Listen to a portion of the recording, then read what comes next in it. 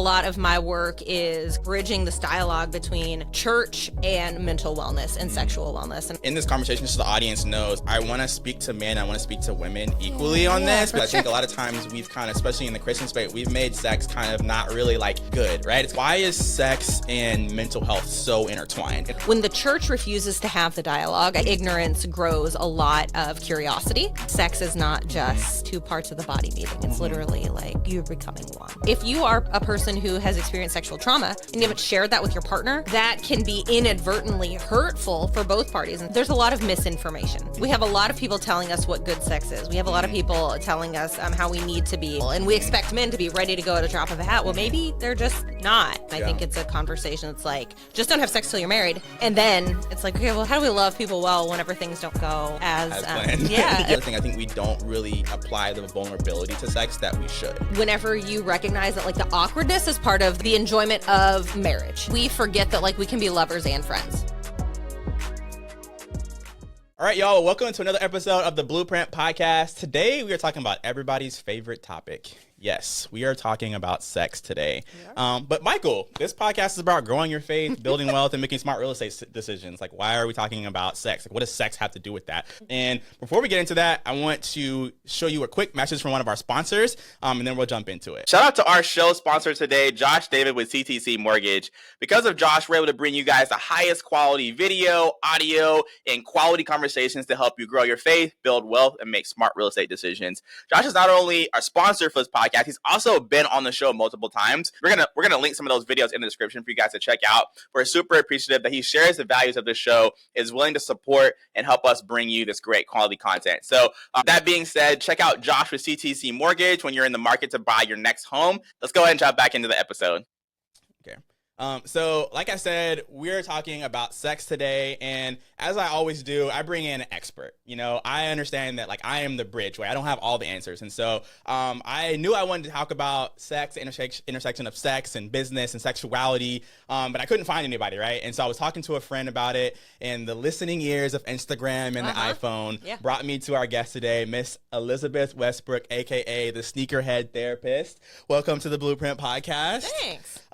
So we're not going to get too crazy today, but if you have kiddos in the car and maybe y'all haven't had that conversation yet, this might be an episode to maybe listen with headphones in, or maybe listen to this by yourself, just out of respect. Like I said, we're gonna get real. We're not gonna get graphic here. So Elizabeth, why don't you quickly just introduce yourself? Sure. Let them know who you are. I know you're a sex therapist, but kind of just go into a little bit of kind of your background and what you do. Yeah. So thanks for having me. You've been nothing but just so kind through this entire process that started via DM a couple months ago.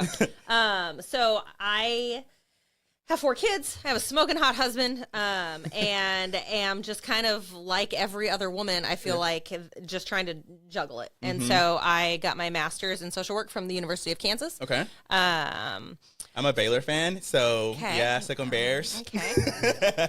Gotta flex on that one. That door is looking real good over there. No, I'm kidding. At least you're not from Missouri. And you don't have to edit that out. I said what I said. Never mind. So got my undergraduate degree in social work from the University of Kansas.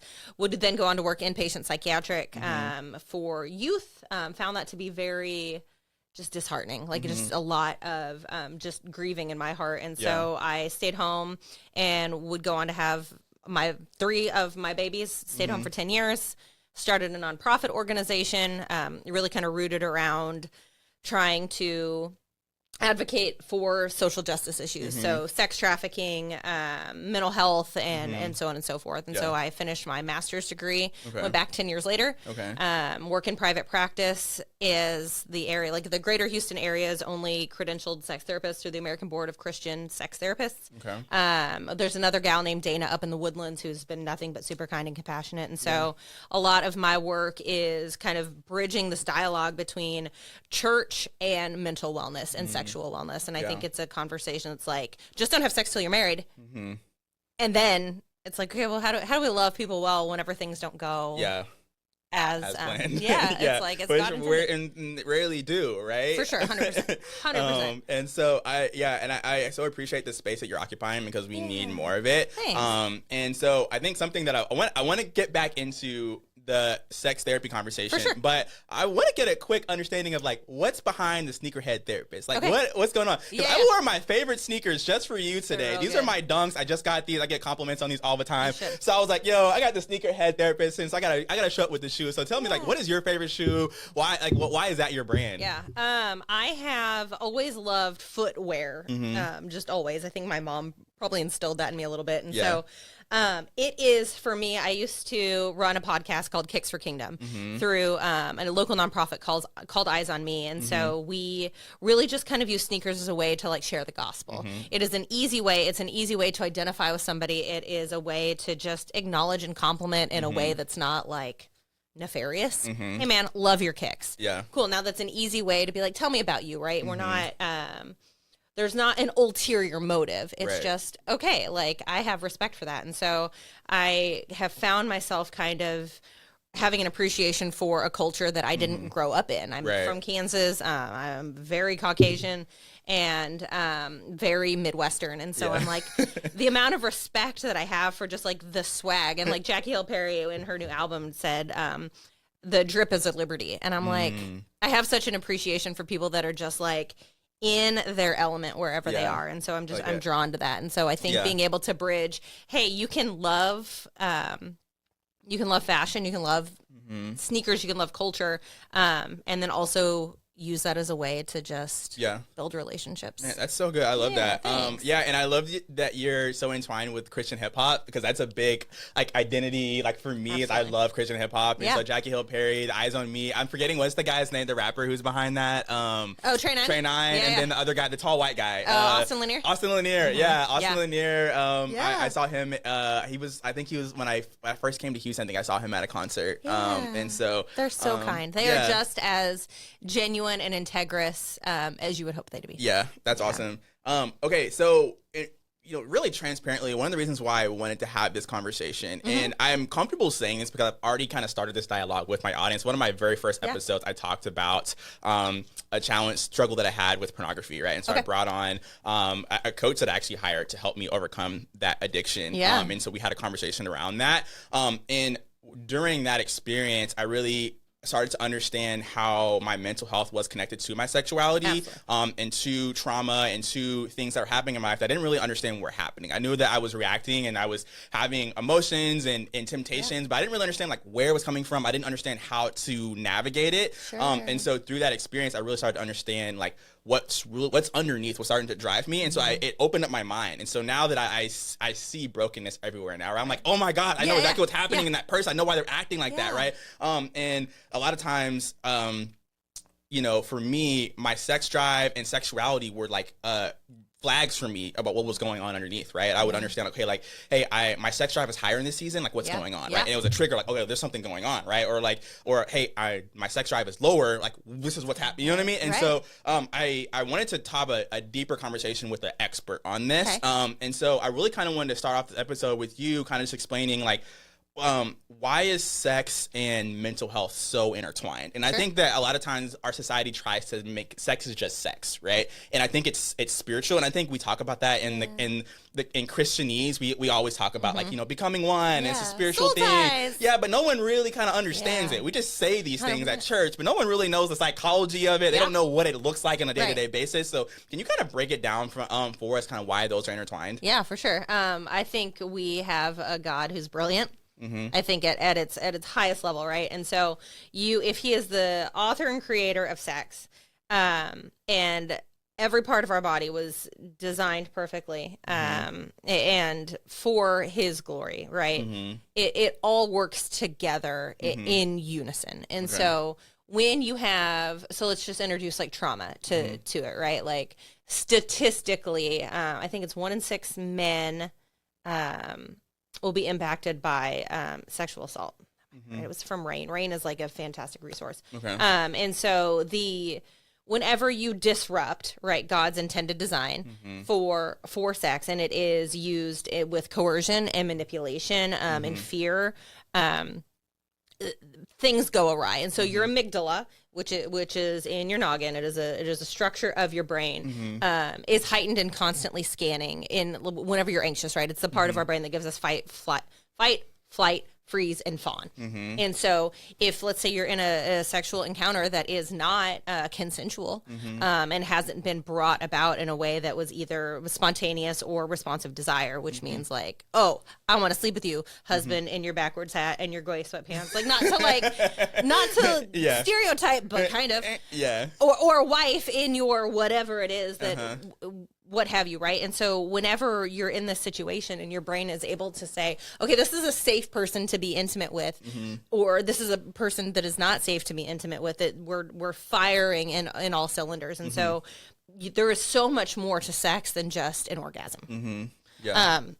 I'm comfortable saying it. I realize that a lot of people may not be, and so just and I appreciate you, and you have the freedom to be as real as you need to be on this podcast. Yeah, I think, but also like the trigger warning, which I think will be a powerful necessity on this thing, right? Because some people are not even aware that they have been fed this lie that we can, like women especially, right, are weaponizing their bodies, and it's like, okay, I want to be in control because control has been taken from me, and so now I'm going to go because. And weaponize that because I want that control back. I'm feeling overwhelmed. And so whenever, back to your original question of brain and how it's all intertwined, because sex is not just two, in intercourse, right? Because there's different types of sex. Is not just two parts of the body meeting. It's literally like you're becoming one. Yeah, I love that. And something that I realized was that, when it came to my desire for sex and kind of the where pornography came in was I kind of thought I was just this lustful person. I thought I was just this, like, I just can't stop looking at X, Y, and Z, right? But what I realized was like, there was like a need, like a really healthy need that I was trying to meet, right? And I thought, like, I didn't have any sexual trauma, right, as a kid, right? My trauma was based off of, mistrust and, different just situations that happened when I was a kid that wasn't necessarily like most people be like, that's not even like, that's not a horrible thing. It was just like, it was a normal childhood, but there were things that still impacted me, right? So 9-year-old me still had a hurt feeling. 9-year-old me still had trauma from, I had mommy issues. I had things I was like, I wanted my mom and dad's approval, right? And so for me, the rejection from 9 years old is now at 30 years old, I still have that rejection, right? And so when I feel rejected, 9-year-old me shows up, right? And 9-year-old me just looking for a hug and compassion, right? And so that, unfortunately, because the enemy twists things, that need for compassion, that need for comfort, it gets met in other things, right? And then even not necessarily from tabling the pornography piece of it, just a natural, like, human, hey, like, I feel desire to have sex, I feel desire to be intimate, like those are natural things that are good, healthy, and that's why God designed that, is so that you have an outlet to get your needs met, right? And so I think that's one thing that I wanted to touch on and kind of get your opinion on, is I think a lot of times we've kind of, especially in the Christian space, we've made sex kind of not really like good, right? It's kind of like it's only good in one context, but it's like it's good in so many contexts that we can like open our mind. It's like, hey, you actually, your desire for sex is good and it's healthy and not something that you need to suppress because, like, for whatever reason. So can you just kind of talk a little bit about, like, what are some of the challenges that are preventing people from having fulfilling sex, both men and women? And and so I'll have a follow-up question, but I'll let you answer that one first. I think that sometimes there's a lot of misinformation. We have a lot of people telling us what good sex is. We have a lot of people telling us how we need to be, our enthusiasm level. And we expect men to be ready to go at a drop of a hat. Well, maybe they're just not. Right. That's okay, right? And so society has, not to like hate on Magic Mike and not to hate on all of that, but I don't think that it's done anybody the service that it thinks that it has. Because yes, you are seeing men who are using their bodies and moving in a way that is absolutely enticing, right? Like, I have eyes, I'm not stupid. Right. I'm happily married, but I'm also not, I think we forget that we're still humans after we get married. And so we can't help the fact that, like, oh, there's somebody that's attractive that's in front of us. Like, okay, what do we do with that? Do we notice that? Or are we going to fixate on it and wonder, okay, is the grass greener over here?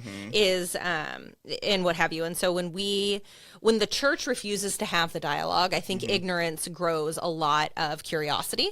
And so we want to go and we want to figure out, we want to explore. And then we sit here, we can, get on our phones and, like, at the touch of a hat, we've got millions of people that can, oh, I didn't know you could do it that way. I didn't know that this is how I was supposed to look. Are my boobs supposed to be up here? Well, I've had 4 kids. They're down here. Am I still lovable and attractive? And so when we are unwilling to go there, I think especially like in Christian circles, in a way that's respectful and tasteful and not explicit, it can really bring, I think, clarity. I think communication brings clarity. And so I use that a lot with like my couples. And so if we don't know what we're talking about, we should probably keep our mouth shut. Right. And so if you've got somebody who's in a position of spiritual authority, whether they should or deserve to be or not, which is an entirely different episode that I'm happy to talk about. And they're talking about pornography, or they're talking about the roles of women or something like that. And then, the sermon is over and they're off stage and they're doing the things that they're encouraging people in the audience to not do. It's like, okay, where do we get a chance to be an integrous religion and follow spiritual leadership that is accurate and truthful and not afraid to have a candid dialogue? I think that's where it gets murky. Okay, so like I mentioned earlier, like, for me, I was trying to meet a healthy need of needing like comfort, right? And I think that's a trigger that I think a lot of men have specifically. And I want to, in this conversation, just so the audience knows, like, I want to speak to men, I want to speak to women equally on this, because I think the issues are different. And I think a lot of times in society we talk a lot about men and sexuality, right? Sure. And I think women are only in service to men in that conversation. And so we're going to, I want to be clear that we are going to speak to women in this issue, but like right now I'm asking kind of more so on the male side of things. So I think men are the ones who a lot of times we see who are doing damage with sexuality, right? They're using it in the wrong ways. And so speaking to how can people start to become more aware of what is happening, like what is the sexual undertone of what's happening in them that's leading to healthy or unhealthy behavior? Does that question make sense? Yeah. I mean, let me start to answer it and you tell me if I'm answering it the way that you're hoping. In anytime that we have a desire, right? Like if I want to go to Siphon, or if I want to go buy a Louis Vuitton bag, or whatever it is, right? Like we like what is it? Am I discontent? Am I celebrating something? Is there, if I'm not willing to like be alone and have my earbuds out, and just be alone with my thoughts and take in the whole of my day or the experiences that are around me, if I'm not good with Elizabeth when the lights are off and nobody's around, and you're not good with Michael whenever nobody's around, that's going to be a fundamental problem, because you're scanning, and I talk about this often in any online platform that I have, which is like, we're constantly polling the audience for who we need to be. Like what version of ourselves is welcome to be here. And so whenever we have to be either hyper masculine, or we have a wife who is weaponizing sex in our relationship right now, which is a common thing, then it's like, okay, well, now I need to tone this down and I need to suppress it. And so we're ripe for conflict whenever we don't allow ourselves to be self-aware. And if we haven't been raised in a culture, in a society that has allowed us to be that without it being seen as weak. I think my husband does a really great job. He's got something through the Reclaimed Collective called the Unbroken Man Project. And it's like, we as men are fed all of these lies that we're supposed to be as well. And it's not even like this toxic masculinity thing. It's just, what does a strong Christian man look like? And how does he show up in a way that isn't just stomped all over? And so whenever you are surrounded by your wife, right, who I'm assuming is just the greatest woman in the world. Today's actually our 3rd anniversary, actually. That's incredible. Congratulations. Thank you. Whenever you're with somebody who you're able to have that dialogue with and say, hey, this is how I think I might be feeling, and it's not met with, what is wrong with you? Right. It's not met with contempt or disgust. You then are able to say, hey, this is something is awry. And so first, you being able to identify, okay, what is the problem? And then 2, not just carrying that, because when you're suffering in silence, like that's just... that's a recipe for disaster too. Right. Yeah, I love that. And so what I hear you saying is like self-awareness and really understanding who you are and being able to have Yeah. the freedom to express yourself. 100%. And I think that's where a lot of men don't have. Like, they don't have the ability to explore, even sexually, explore, like, hey, what is it that I do? Like, because there's kind of this thing, this is how you have to show up in the bedroom, or this is how you have to show up to attract women, or this is how, you know, if you want to have sex, you know, maybe you're not in a committed relationship and you still want to have a sexual experience. How do you go to a bar or to a club and meet somebody and, like, you know what I mean? Like, and, like, obviously those are, like, you know, Christian taboo things that, but, like, those are things that legitimately happen. Like, everyone, you know what I mean? Everyone's looking for those things, right? And so I think being able to have a space where you can just be free and even know who you are. And I think that's the identity crisis that we have right now. Everyone is trying to find out who they are, and they're finding, oh, my identity is in my sexuality, my identity is in my political party, my identity is in my athleticism. And, like, those aren't even actually the real things. And the things that once you get really real with yourself and vulnerable with, I think people realize, like, oh, that's not actually me. Well, I don't know who I am, right?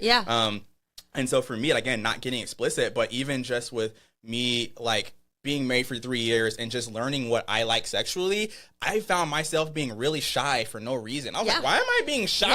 I'm in a committed relationship. Like, why am I scared, or why am I afraid to say this, or hey, I want to try that? And, like, those are things that, like, okay, like, because I was just kind of afraid of rejection, right? I was afraid of those things. And so now it's like almost learning how to even be myself, right? In the most vulnerable time. And I think that's another thing. I think we don't really apply the vulnerability to sex that we should, right? Because it is a vulnerable thing. It is. And, you know, especially when it's in a really healthy position, like, you really are opening yourself up and you're creating the deepest connection that you can create with someone. And so there is sensitivity around that, right? And I don't think that we apply a bunch of steamy hotness to it, right? We make it all hot, right? And it's like, this is, like, deeply emotional, right? This is like a deep moment, and it can be a lot. It's fun, and it takes a lot of different shapes and forms. But I think that's just something that I think I've learned that I really want to, get more freedom in for myself, but I think I want other people to have that freedom, and it really only comes from self-awareness. And so that's why I think you being a sex therapist is so impactful, because people can probably explore that with you, right? Before they maybe get to the bedroom or get to their spouse, where you and you can talk through it. So then when it's time for you to show up in the moment, like, you kind of have a game plan or roadmap of how to go through it, right? Or maybe you are something you want to try and your spouse doesn't want to do it, right? How do you navigate that? You know what I mean? A lot of guys, it's trigger, it's fight, it's, you know what I mean? For women, it's shame. Oh, like, you know what I mean? There's, like, so many different things that I think happen. So I don't know. Do you have thoughts on that? Yeah, I think that we forget that, like, we can be lovers and friends, right? Like, my husband is absolutely my best friend in the entire world, and he is my lover through and through. And so he creates a culture of safety there. A lot of times, like, with couples or people who may be mismatched there, it's like we have somebody who maybe is a little more comfortable being vocal in, hey, I wish that we could have more, oral sex, or foreplay doesn't last as long as I would like, or, being able to say that. I often speak to this idea of, like, just choose an emoji that has nothing to do with sex. And maybe it's like a bowl of spaghetti or cereal or whatever, right? And you can text that either to signify, hey, like, Saturday afternoon delight might be on the table, or whenever you get home, like, you're on kid duty because we have plans. Being able to communicate in a language that doesn't feel as explicit, like, for those of us like me, right? Like, I'm not anti-purity culture in that. I think that there is biblical truth to the notion. I think the way that it's been delivered often has been really abusive and hurtful, and so. When you have millennials like myself who have been kind of fed this notion that you do not have sex until you're married, and then on your wedding night, you better be very enthusiastic and very on top, and it better be satisfying for everybody, and nobody is, like, awkward. Whenever you recognize that, like, the awkwardness is part of the enjoyment of marriage, you get a chance to play, and maybe that looks like you and your wife. Do you guys have kids? No. Okay. Hopefully now. So you don't have, like, me and my 1 million children, right? It's like, okay, hey, maybe we need, like, a sex overnight. Where it's like, we're just going to know that things are going to be awkward. It's going to be weird. It's going to be uncomfortable. Sounds are going to be made. Bodies are going to, like, fat rolls are going to touch. But, like, this is, like, we have our bodies to explore. And so if you are a person who has experienced sexual trauma and you haven't shared that with your partner, and then they're going into it and it's like, hey, I want to be vulnerable with you, but you didn't realize that the time that they were sexually assaulted or something happened to them whenever they were a kid is now being triggered here because of something you said or a song that came on or whatever. That can be inadvertently hurtful for both parties. And so I think on one hand, for sure, we want to play and we want to have fun and we want to, like, explore and communicate in a way that is not uncomfortable, but also has this trauma-informed place of, I want you to share with me that this happened. And it may be a no-go. Like, this particular position that you love may be a no-go because somebody stole that from your husband or your wife. And that is just... And you love them well through that. Okay. So we've talked a little bit about some of the issues I think men are having, and we're going to come back to some of that. But I want to ask you something just really bluntly. Like, does God care about women's sexual health? Because I feel like women have just been, like, it's just, like, it's unfair, right? And I'm like, where has God been at? Like, you know what I mean? Like, you know what I mean? So, like, what are your thoughts on, like, God's heart for women having, like, healthy, amazing sex and sexuality and safety? Yeah, I mean, he made the clitoris, and so there's your answer. It has no sexual function other than female gratification. There's some like psychology like nonsense that back in the day, it was like the type of like orgasms women would have. Like, if they were clitoral, they were immature, but if they were like vaginal, then they were mature. And it's just like all of this guesstimating that we're doing about the function of like women in sex. And so the female clitoris has 8,000 nerve endings, which is twice as many as like the head of a man's penis. And so it is just this finely wound, beautiful expression, I think, of God's love for us. And I think that whenever because on one hand you have like this like no masturbation rule. We have this idea of like it's only between, intercourse between a man and a woman, and that may be where you land. And I'm not here to tell anybody anything for their convictions with the Lord, right? But I do think that whenever we come to a point of like reaching climax in a relationship, whether it's through intercourse or otherwise, right, there's a vulnerability and there's a letting go. And so whenever you allow somebody to see you or hear noises or you move in a kind of way or whatever, like that is just that is such an intimate thing. And so to answer your question, absolutely he cares, and he cares so much that the body was made in the way that it was, and I think it should be handled with care. How can we, without getting into a therapy session here, I'm not feeling you, so we're good.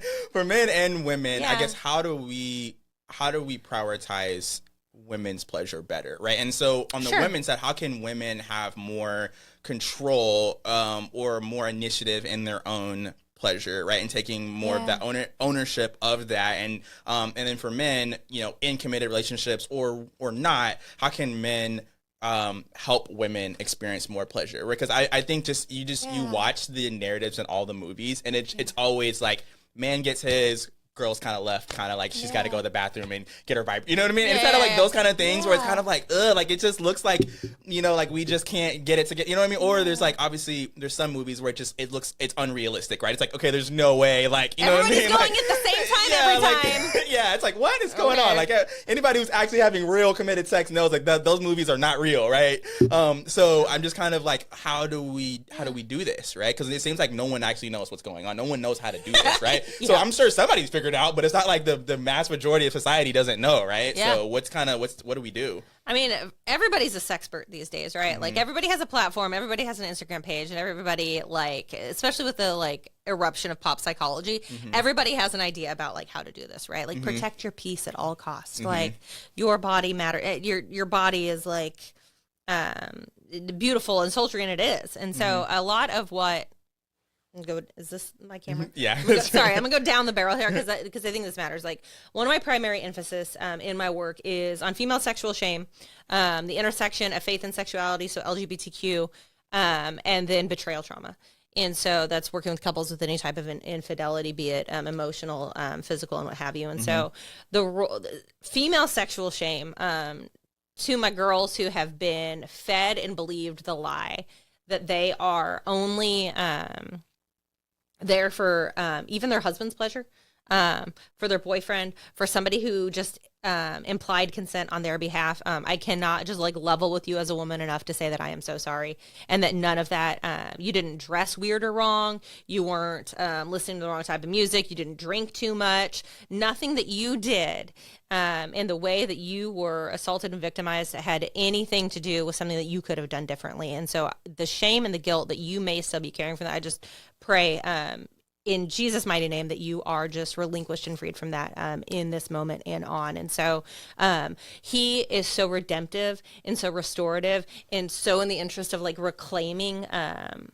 sexuality for good and for his glory. And so your pleasure is not just physical, it is intimacy, it is vulnerability. And so you being able to say, like you can even do something like sensate focus, where it's like, okay, what type of touch do I enjoy?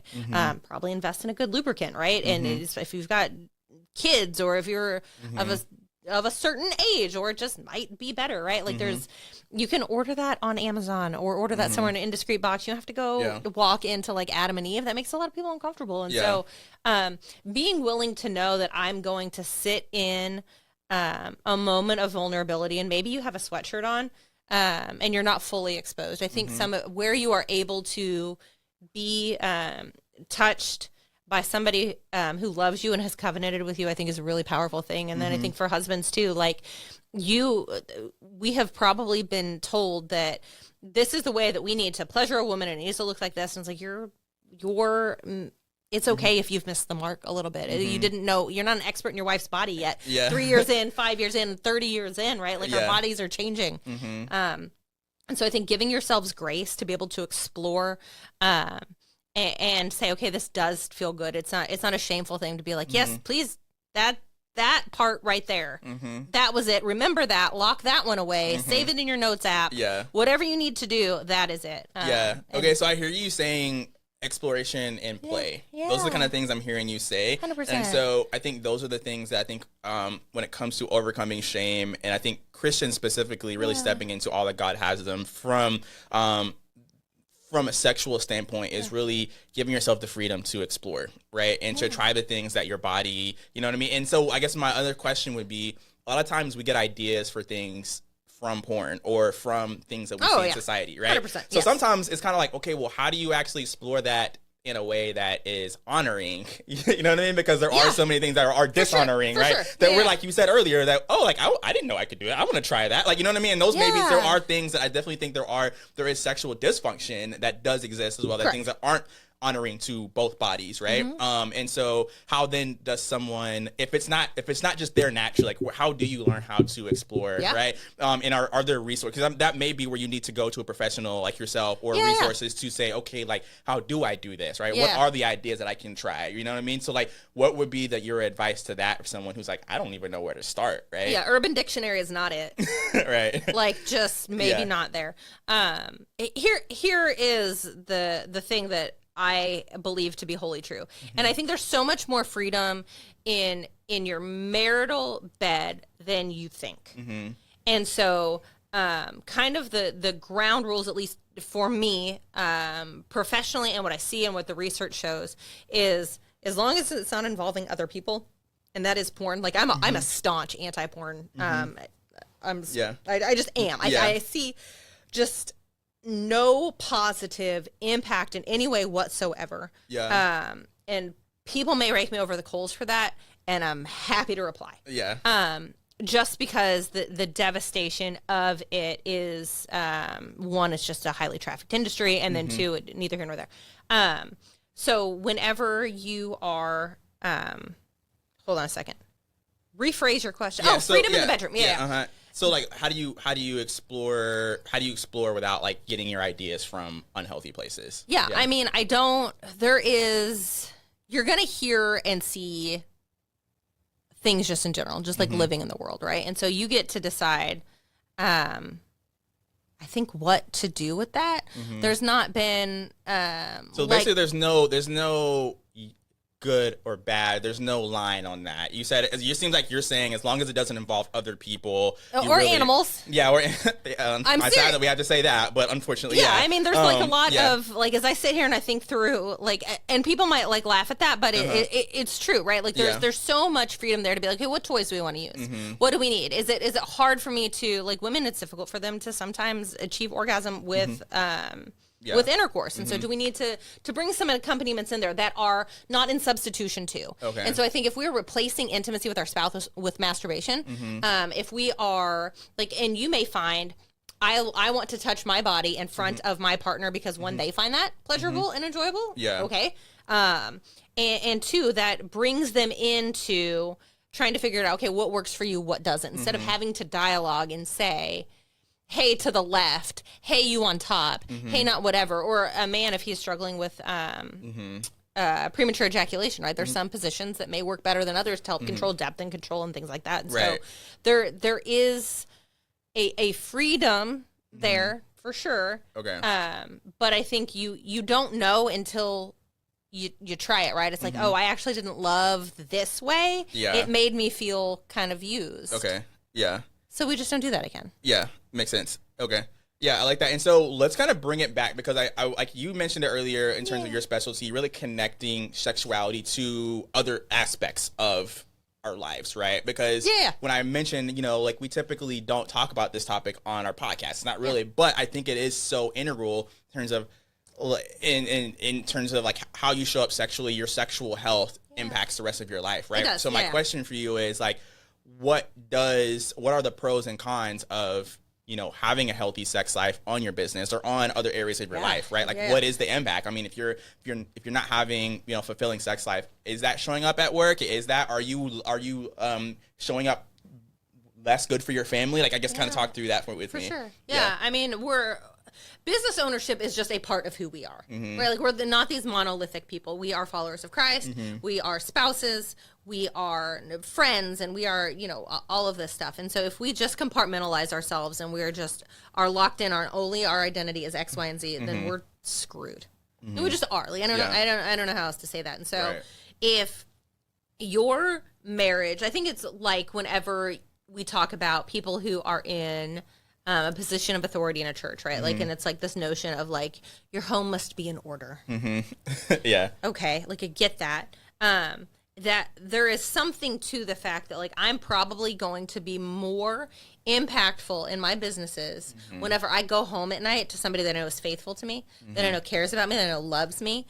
And we also get to play and have fun in the bedroom, right? And so whenever you feel supported by your spouse sexually, emotionally, financially, what have you, that bleeds into every area. And so I would be cautious about giving too much credit to sexual health and saying that is just, the business is struggling because, you're not putting out enough. Like, okay, whoa, manipulation. Pause one time. Maybe say that in a different way that communicates, hey, I'd like to have more sex with you because I'm noticing at work I'm a little more agitated. Like, for sure we see in men that there is a little more, like, we're a little snippy. We're a little more aggressive. Things bother us and maybe the way that... And that's what I went back to earlier when I was talking about, like, knowing the healthy needs that sex meets, because like those is a stress reliever, right? So I mean, I've read. I mean, it might have been one of the pop culture, articles, but in terms of like always saying like, what I mean, how it impacts anxiety and stress and things. So I mean, those could be legitimately be things where, hey, you and your partner need to have a conversation around that topic. Where like, hey, I actually need to have more sex because I'm in a really stressful time in work, or but as long as it's as long as that conversation is done, I think healthily, which that's what you're talking about, is having those conversations, learning how to navigate those. I think that is also a positive as well. Can I give a script for that? Yeah. So here's like a way that you might be able to enter that conversation, right? Like, I'm speaking for a man or for a woman, right? Because women sometimes have higher sex drives than their wives do, or than their husbands do. In your dynamic, if you are finding that like sex for me brings just... It's like an exhale. I can endure. I feel better. I've got clarity of thought. Hey, babe, I love you, and I want to let you know that like I am so attracted to you. I feel cared for by you. I am super overwhelmed at work, and I've been thinking. I'll listen to the Blueprint podcast, and this guy Michael, he's so great, and he had this chick on, and she said something, and I want to see how this lands on you. And it's this idea of, Are you willing? Where do we believe one? I would say orgasm exists in our relationship. Does it need to be partnered? How do we feel about it being solo? Does it have to always be intercourse? Because some couples may find that they, using manual stimulation works, right? Do you need me to have sex with you? Or are you just looking for the release that comes from that? And so being able to say, this is something that I would find value in. I know this is kind of how we are in our relationship. Is it something that we can prioritize? Yeah. Is it something that we can put in an effort to? And I am fine with just, you using your hand. I'm not needing this intimate romp. Okay. And I think if you can level with somebody, because for women, often stereotypically, it's so much more mental. I got to unload the dishwasher, and I really want you to be on top of me right now. And like, can you just hurry up? You know what I mean? Like the kids are screaming, and so that can bring its own set of challenges. Right. And so being able to first lead with, "Hey, I love you. I care about you. You matter to me." And also, I feel connected to you. I want this to come from you. Is this something that we can make more of a priority for the next couple of weeks? Yeah. Okay. Being candid about that? Yeah. I don't know. I find that, again, communication brings clarity, and we don't have to beat around the bush. We can just say, I'm in this. Can you help? Yeah. Okay. And so on the flip side of that, I obviously, like a lot of women, I think, feel the pressure to perform like that, you know what I mean? Which takes away the pleasure for them, takes away the joy of it. Like, hey, I'm just doing this because you just like, you know what I mean? Like, you're stressed out and you just need, you know what I mean? And so I think like that kind of energy, I think also is like, I want to recognize it also, okay, well, how do we have that conversation to where women feel like they want to contribute that, or a woman may come to, you know, it may be the initiator of that conversation, right? And so that's a completely different kind of conversation, right? Yeah. So then what would be your response from a woman's perspective on that? Yeah. I would give women maybe a little bit more of if it is not, it may not be as contractual as maybe it sounds, right? Like there may be a level of, I want to be able to come alongside and like love you well. Or the answer is just no. Like her also having the freedom to be able to say no, like that's not, I can't, like I'm so stressed out, I'm so overwhelmed. And then he gets to work out with the Lord how is this, how am I going to like die to myself in this season right now where I've asked for this, but my wife's uncomfortable. Okay, and I'm going to respect that boundary. You being able to, as a wife, be able to communicate that and not feel like just because your husband is asking, you have to say yes, or that it's this obligatory, like, fine. I think that really matters. Like where you show up in that space, if it's begrudging, like he knows. He knows. Yeah. Like it's not going to achieve the desired result, as it were. And so I think giving yourself the permission to use your voice and to feel okay saying no, to reject. I think sometimes we forget that no is a complete sentence, and we would have had, hopefully, right? Like if communication outside of the bedroom is wonky, this conversation is going to go very poorly. Yeah. And so if we can't communicate well about, okay, unloading the dishwasher and who's taking the kids to school and who's buying what for the team snacks, it's going to be much more difficult to say, I'm needing some more orgasms in our relationship. Yeah. And I think one thing that I wanted to add, I think is like the no not being just a no. Right. Yeah. The no being, okay, but like, here's what we can't do. Like, you know what I mean? Or here's why, or here's the solution. I think that's something that's always fulfilling to me as a man, is like, I'm okay with hearing a no. Yeah. And it's as long as I feel like, okay, and it goes back to, again, what's your trigger, right? Yeah. The trigger for me is rejection. So just a no for me is like, I'm learning how to work through that. But like, okay, if it's opening a conversation and I can like talk through a conversation, now there's this flow of information, then that is fulfilling, and that helps you then go to the Lord and be like, hey God, how do I navigate this, right? And so one thing, one of my last questions for you is, you know, and this may be, you know, I feel like Christians, we always want to ask, like, what can I do? What can I not do? Like, what's the line, right? Yeah. And so you were talking about like solo play. So do you recommend that your clients do, so, you know, like solo intimacy apart from, you know, so there is a situation where like, hey, one partner just needs, you know, anxiety, you know, the anxiety thing. Would you recommend that? Because I think obviously that gets into the, you know, there are a lot of elements that go into that, right? That's where a lot of times for men, pornography comes into the play. Like, so like, okay, how do you, like, you know, how would you navigate that scenario? Yeah, I would navigate the scenario that's in front of me in the room, for sure. Like, I would do myself as Elizabeth and myself as a professional large disservice to paint with a broad stroke there, because, like, if we think about couples who are separated long distance, we have, you know, praise the Lord for our military, right? Like, and they're married. Do we just say you're just celibate and orgasm free while you're deployed? I don't really know that that's the move. Yeah.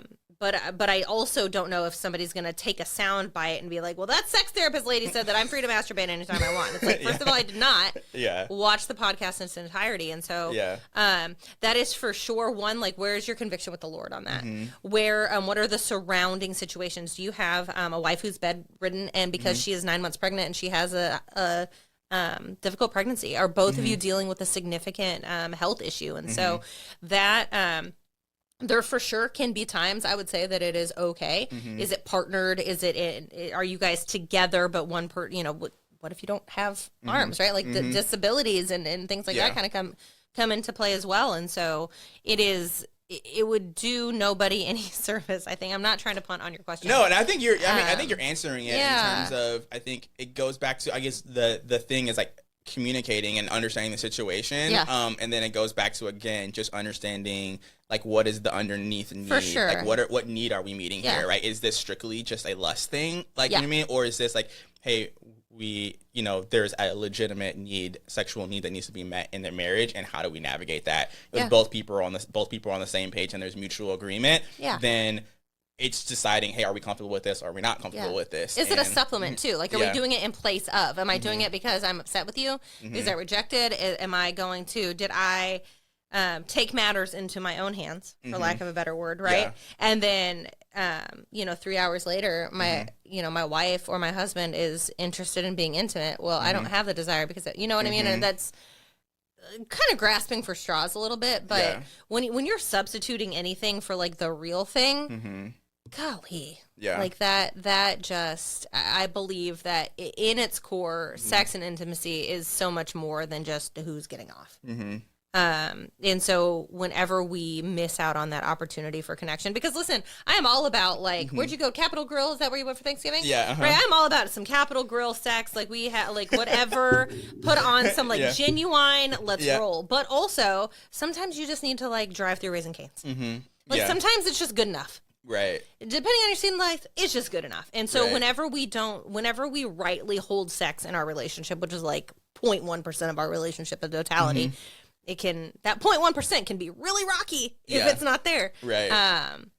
And people are often like, how often should I be having sex? And it's like, do not ask me to put anybody in a hole there, because that's not for me to decide. And so that's it's a journey. Like you're for sure, like we're all gonna ebb and flow with it. Yeah. Okay. Well, thank you for that real honest answer. And sorry, I'm not trying to put you in the set you up for a soundbite. No. But please, make sure you tag me. So talk about Reclaim Collective. What's happening here? Kind of talk a little bit about kind of this initiative. Yeah. So we our biggest thing that we're working on right now is we've got a women's conference in April 11th and 12th at Crossroad Church in Katy.